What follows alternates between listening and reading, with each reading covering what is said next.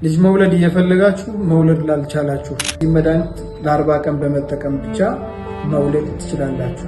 በተለያዩ ምክንያቶች በማህፀን ቱቦ መዘጋት ሊሆን ይችላል፣ እንቁላል ባለማምረት፣ ማህፀን ጠባሳ፣ እንዲሁም በተለያዩ ምክንያቶች ሊከሰቱ ይችላሉ። እነዚህ ችግሮች እንግዲህ በሴትም በወንድም የሚፈጠር ነገር ነው። በወንዶች ላይ በሚፈጠር ጊዜ ስፐርም ስፒድ አለመኖር፣ እንቁላሉን በሴቷ ማህፀን ገብቶ ክራክ አለማድረግ ወይም እንቁላሉን ያለመስበር ችግር ሊሆን እንዲሁም የተለያዩ ምክንያቶች ሊኖሩት ይችላሉ ማለት ነው። እነዚህ ችግሮች እንግዲህ በላብራቶሪ ውጤት ከታወቁ በኋላ እኛ ጋር ቢመጡ ይህን መድኃኒት ማግኘት ይችላሉ።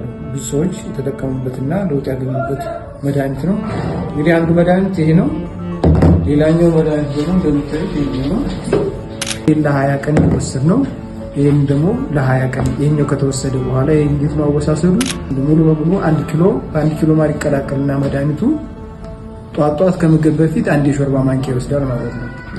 አንድ የሾርባ ማንኪያ ትወስዳለች። ከዚህ የሚቀጥለው ከ20 ቀን በኋላ ሲመጡ ይሄ ነው መድኃኒቱ።